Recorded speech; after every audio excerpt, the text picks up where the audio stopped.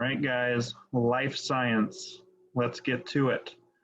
We are going to start today, so Thursday, September 17th. So as you can see, we're going to start with going through the PowerPoint, lesson 1.2.1. So get that written down in your notes. And go ahead, if you haven't already, read pages 22 to 24. So if you haven't done that yet, pause this video and read pages 22 to 24. Okay, so once you have done that, I would like you to take a look here. So if you have your workbook, you might not. A lot of you still have your workbook in your locker, but right here, this is a worksheet out of your workbook. Yes, I know it's upside down. That's the way it copied. So go ahead, and this will be your homework for Thursday, September 17th, okay? So once you watch this video, you can get started on that worksheet. So let's get going and take notes on lesson 1.2.1. We are getting into cells. Love cells. All right, gotta move my head. There we go. All right, cells.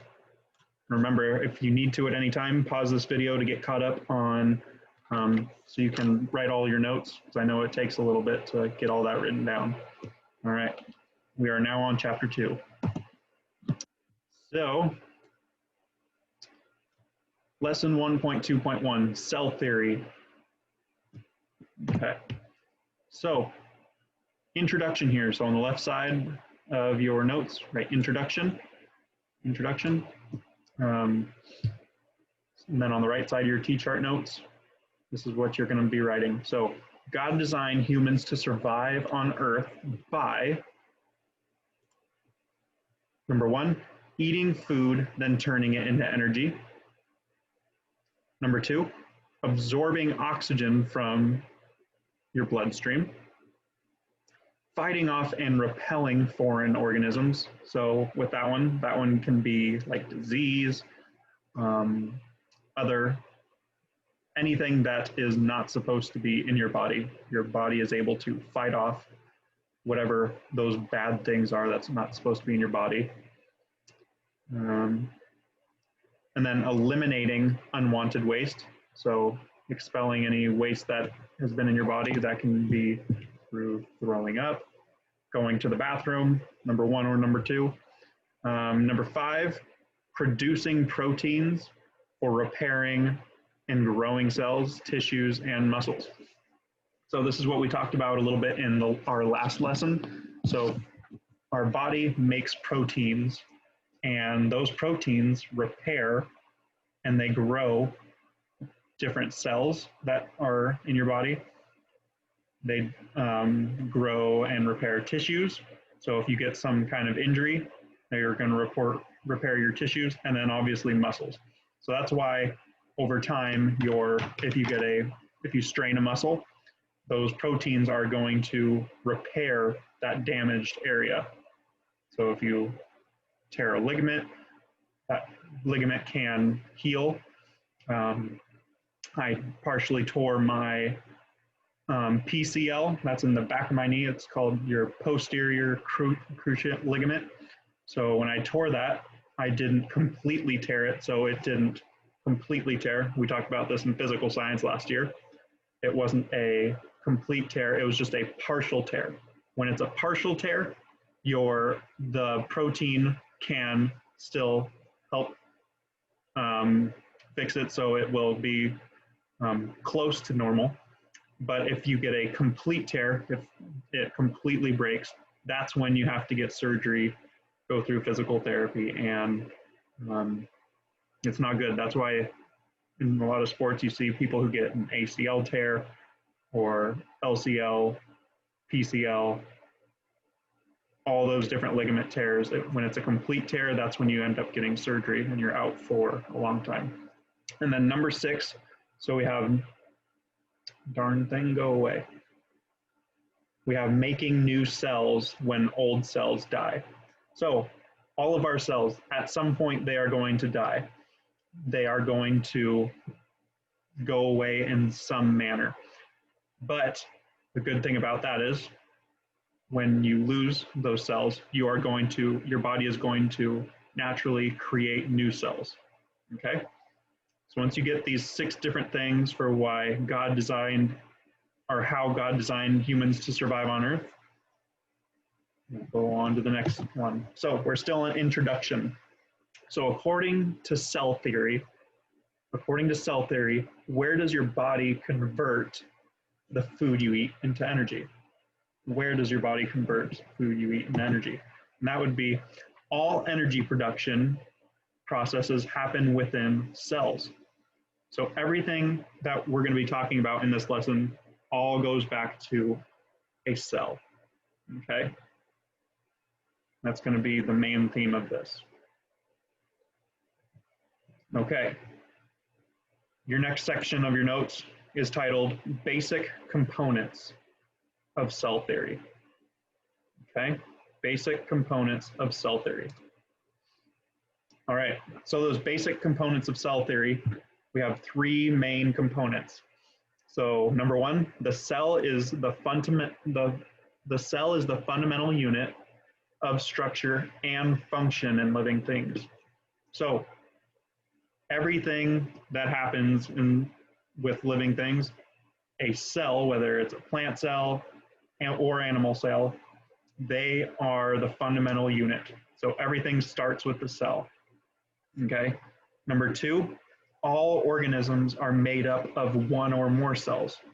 So there's some organisms that only have 1 cell. And then most organisms, like humans, we have a lot more cells that create other things. And those cells can create tissues, muscles, organs, an organ system, which is your entire body. We are an organ system. Well, your organ system, that's a lie. Your organ system would be your skeletal system or your respiratory system. All those different systems are organ systems. We, as humans, or let's say a plant, fully grown tree, a fish, we are all called organisms. Okay? Then cells arise from other cells through cellular division. So we talked about that a couple lessons ago. You have 1 cell, and then it breaks into 2 different cells, right? That is acellular division. Okay. Now, moving on to our next objective here, we have parts of a compound microscope. Parts of a compound microscope. All right, so we have 11 different parts of a microscope here. And just a hint here, this is part of your homework that you're going to be doing. So these 11 different parts on your worksheet, get it nice and easy for you. So one of the parts is called the arm. The arm connects to the base and supports the microscope head. It also is used to carry the microscope. So that's where you're going to carry the microscope. I'm actually going to grab my microscope in my classroom real quick. If I can pause this. Okay, so as you can see, where I am holding the microscope, this is the arm. You never carry the microscope from up here, here, here.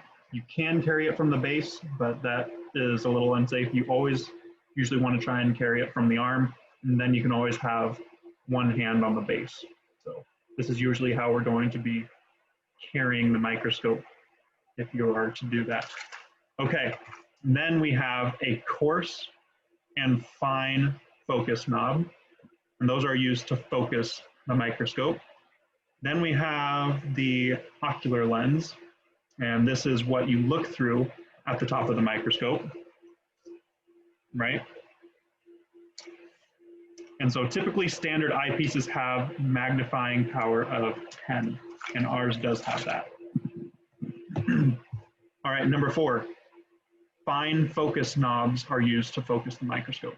So this is another part of the microscope that is going to help you really see the object you're trying to look at. And then we have a body tube, which houses the optical parts in the microscope. Ours doesn't really have that. It's just kind of all in here in this section. That's where all the things are, all the, okay, and then, so yep, body tube. Revolving nose piece, revolving nose piece. This houses the object, or the objectives. The objectives are exposed and are mounted on a rotating turret so that the different objectives can conveniently be selected. So standard objectives include ×4, ×10, ×40, and ×100. Ours has, let's see here, we got ×10 right here. You're not gonna be able to read it. This is ×40. And then the little guy is ×4. So ours only goes up to 40. We have ×4, ×10, ×40. We do not have ×100 on here, so it doesn't get, as we won't be able to get super small objects with this one. Okay. Number 7, the objective lenses. They are the primary optical lenses on a microscope. They range from 4 ×4 to ×100. And then we have the stage clips, and those are used when there is no mechanical stage. The viewer is required to move the slide manually to view different sections of the specimen. So right here on this microscope, as you can see, these little guys, these clips, those are called the stage clips. You can lift them up. Kind of see that? Lift it up to be able to slide your, whatever you are trying to hold down in place. Okay, so those are the stage clips. And then there's the stage. This is where the specimen is viewed. So right here, this right here is the stage. This entire black platform is your stage. All right. Then we have the diaphragm, which controls the amount of light reaching the specimen. And then we have the illuminator, also known as the light source. And this is the light source of a microscope, typically located in the base of the microscope. So I have a picture that labels all these parts. So all the labeled parts of the microscope, you do not have to write all this down. This is more for reference. If you do want to look at it again, you can just refer back to the PowerPoint, which is on Google Classroom, and you can look at it for yourself. So as I said, there's the arm. We have the adjustment knob. So ours, the coarse adjustment knob, is going to be right here. So that one in that picture is going to be up here, but ours is down here. So that's the coarse adjustment knob. And we have the fine adjustment knob. That's this little knob right here, rotate clockwise, counterclockwise. The ocular lens, which is right here. The body tube, that's just going to be in here. It's a little bit different than what you're seeing because ours isn't as big. The revolving nose piece, that's this guy right here. The objective lenses, as I showed you, we have ×4, ×10, and ×40. Stage clips, as you saw, those are these guys. The stage, the black stage. The diaphragm, it's really hard to see. That's why I didn't show you earlier. It is this guy right under here. And then we have the light source. So that's just this guy right here. That's where the light comes out of. All right, so that is our microscope that we will be using in class when we get to that. All right. Now we have cell theory.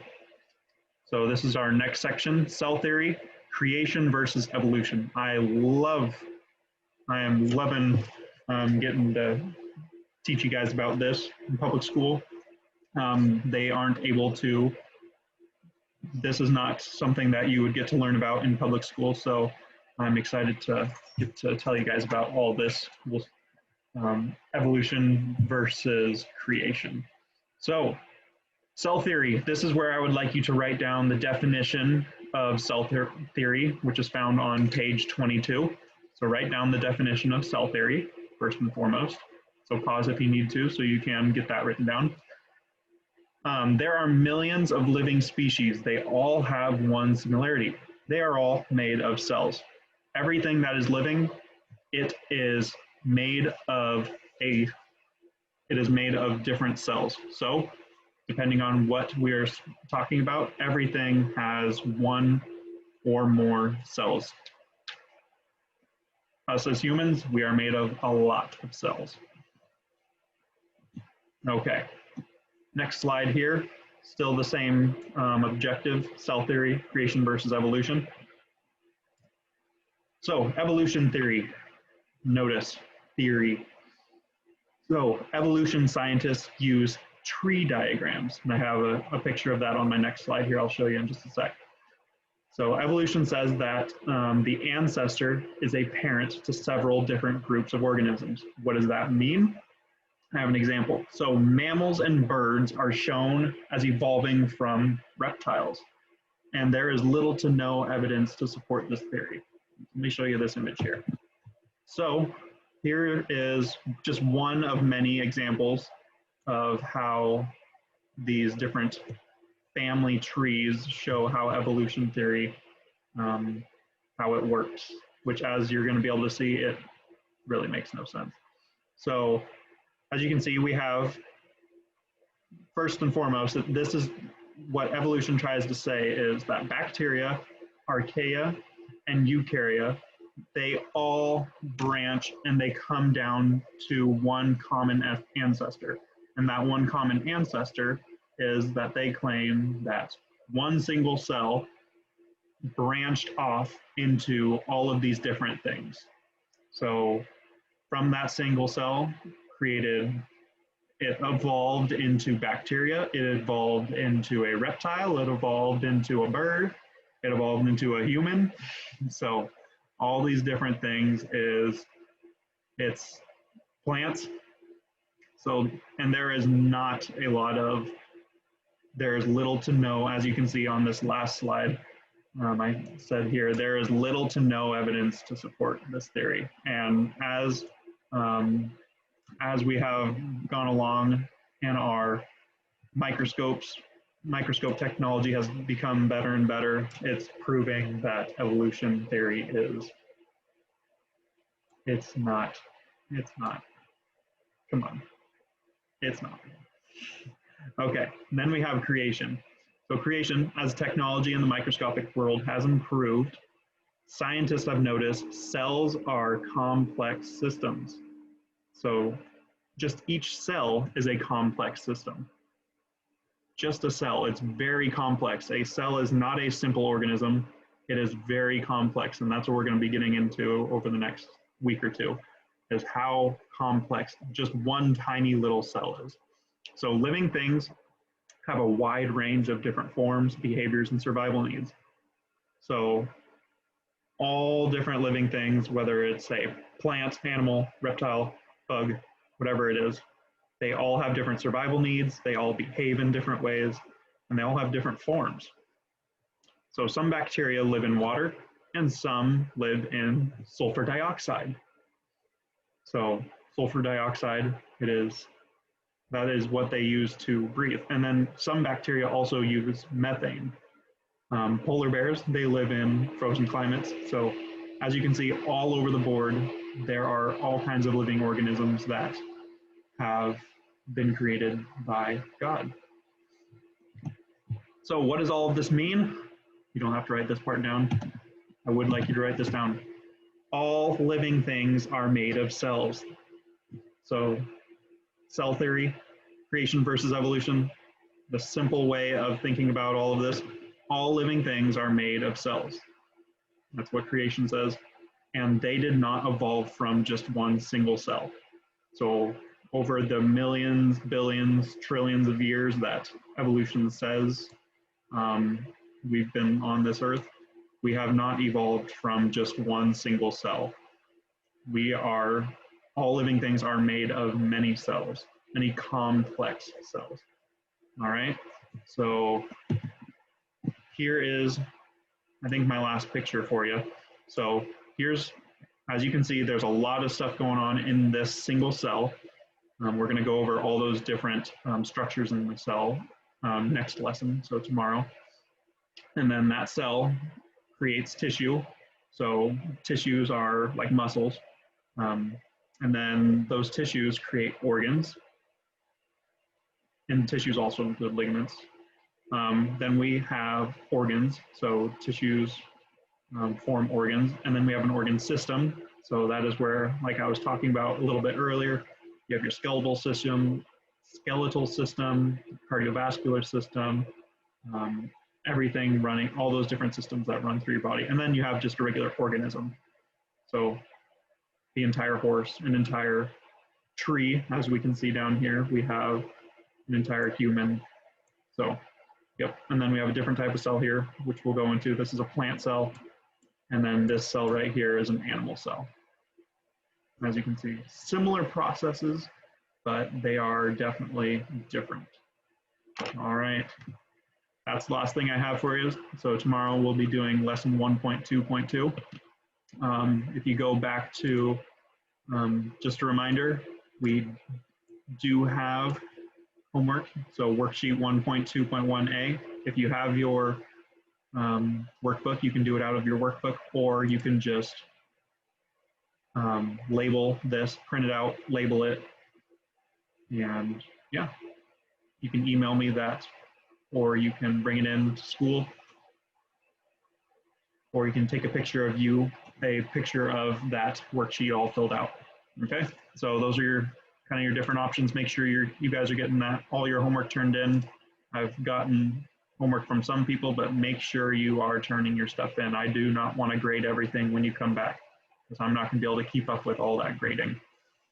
All right, guys, that's all I have for you today. Good luck, and I will talk to you tomorrow. Bye, guys.